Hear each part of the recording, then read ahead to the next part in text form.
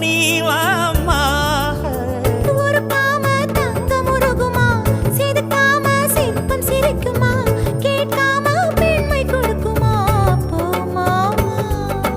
கெண்ட மீனி கிண்டல் பண்ணி பார்க்காதே, கொக்கு மூக்கு சும்மா ஒன்றும் போகாதே.